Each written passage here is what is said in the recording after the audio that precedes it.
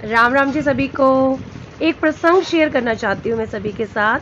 एक राजा था जिसे राज्य करते हुए काफी समय हो गया था। बाल भी उसके सफेद होने लगे थे। तो उसने अपने दरबार में एक उत्सव रखा।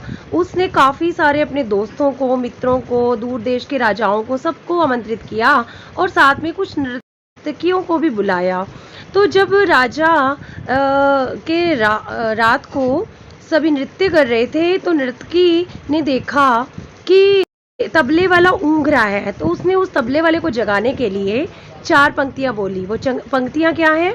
बहु बीती थोड़ी रही, पल पल गई बिहाई, एक पलक के कारण ना कलंक लग जाए।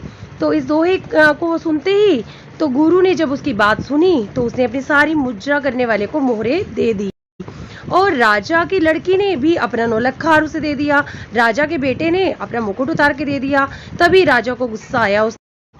जब राजा ने देखा कि इस वैश्य ने तो सभी को लूट लिया तो उसने कहा, बस कर, तूने वैश्य होकर सभी को लूट लिया है। तो राजा के गुरु ने जब ये सुना तो उसने, गुरु के नेत्रों में पानी आ गया। उसने कहा, राजा तू इसको वैश्य न कह, अब से ये मेरी गुरु बन गई है। इसने मेरी आंखें खोल दी। मैं सारी उम्र तो जंगलों में भक्ति कर रहा था, आखिरी समय में मुद्रा देखकर अपनी साधना नष्ट करने के लिए आ गया मैं। तो भाई मैं तो चला। और यह कहकर गुरुजी वहां से चले गए।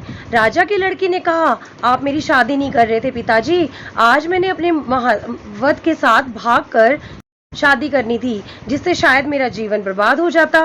परंतु जब से मैंने इसके दोहे की 4 लाइनें सुनी तब से मेरी एकदम से मति सुधर गई।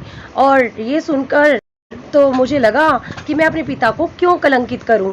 राजा के लड़के ने कहा कि पिताजी आप मुझे अपना राज्य नहीं दे रहे थे, मैंने आपके सिपाहियों के साथ, और राजा के लड़के ने कहा कि पिताजी आप मुझे राज्य नहीं दे रहे थे, इसलिए मैंने आज सिपाहियों के साथ मिलकर आपके कत्ल की पूरी प्लानिंग कर ली थी। तो अगर मैं ये दोहे नहीं सुनता अब तक मैं आपका कत्ल करवा चुका होता। जब ये सारी बातें राजा ने सुनी तो राजा को भी बहुत आत्मज्ञान हो गया और उसने कहा कि मैं अभी राजकुमार का राज तिलक अभी कर दूंगा, गुरु भी मौजूद है। उसी समय राजा ने अपने बेटे का राज तिलक कर दिया और लड़की से कहा कि बेटी मैं जल्दी ही योग्य वर देखकर तुम्हारा भी विवाह कर दूंगा। यह सब देखकर मुद्रा करने वाली नर्तकी ने कहा कि मेरे एक दोहे से इतने लोग सुधर गए तो मैं क्यों नहीं सुधरी।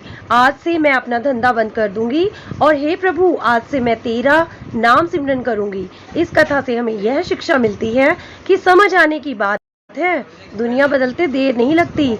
एक दोहे की 2 लाइनों से कितनों का हृदय परिवर्तन हो सकता है, यह सोचने वाली बात है। राम राम जी।